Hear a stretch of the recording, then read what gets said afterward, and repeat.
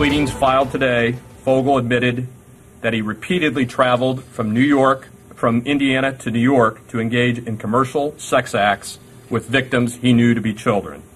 This conduct began as early as 2010. The fact a well-known celebrity pitchmaster admits to being in possession of child porn, merely the after effect. There are cretins and deviants like Jared Fogle everywhere. Perhaps even someone you know or you work with, and they are getting bolder, more savvy in how to avoid the law, and are destroying the lives of kids and their families every single day.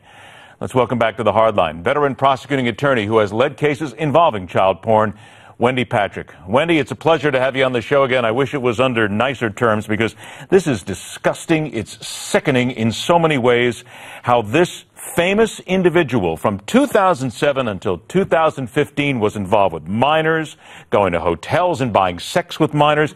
Wendy, the first thing that comes to my mind, we know them, we admire them, we love them. They can be anybody, yes? Absolutely right, Ed, and that's one of the scariest things about a case like this. I mean, think about it. Jared was the face of health, wholesomeness. He was a role model, an inspiration. He wasn't marketing, some kind of alcohol or cigarettes, but healthy eating.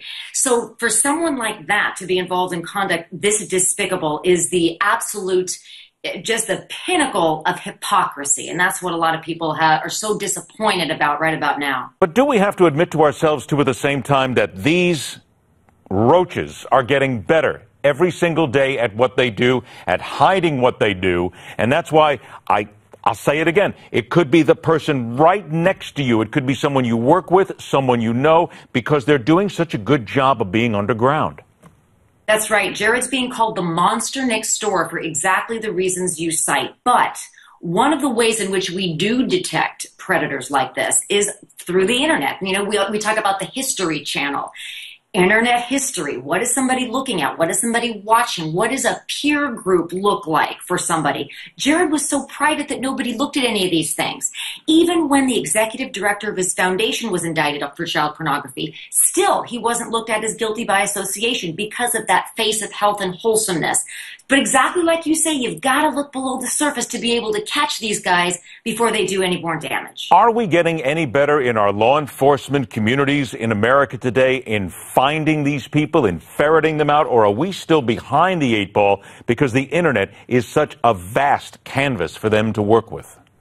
We are getting better every day. There are more and more techniques available to do this kind of surveillance, this kind of research. And in fact, that is the way in which they were able to amass the evidence they did against Jared and then tie it to the executive director of his foundation. So yes, Ed, there's hope on the horizon. We're getting better. It's just a race between the criminals and law enforcement as to who can get out in front the quickest and how can we detect them before one more victim's life is claimed. Well, you talked about the head of his foundation, Russell Taylor.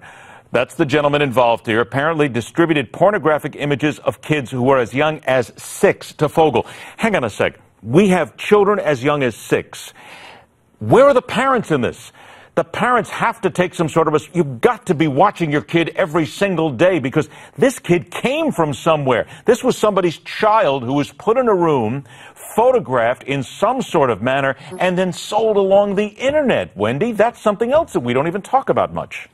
It breaks our hearts to even have to talk about this, but I'm glad we are, because any parent that's listening, you bet they're going to think twice about the people they invite into the lives of their child. I mean, we think we know our friends, our family members, the people that we end up inviting into our homes or who we entrust to take care of our kids.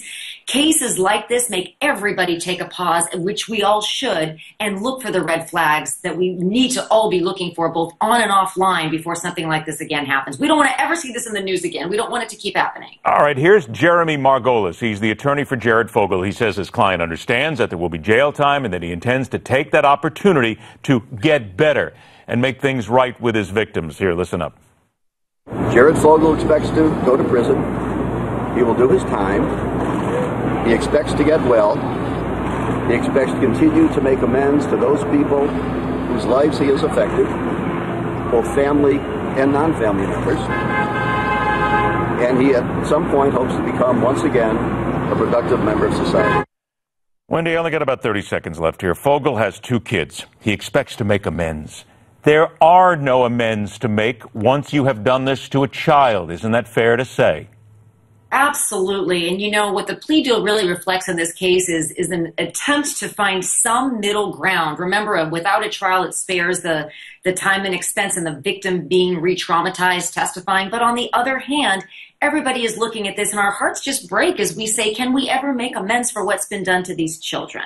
So you're absolutely right. It's a heartbreaking case all around. We feel bad for the subway executives that were blindsided by this.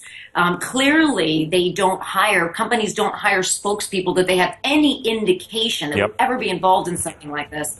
So I'll tell you what, Wendy, it's very simple. Put this guy in a dark hole and throw away the key for the rest of eternity. Wendy Patrick, always a pleasure to have you on the show. Thanks so much for joining us. Stay with us. The Hardline continues.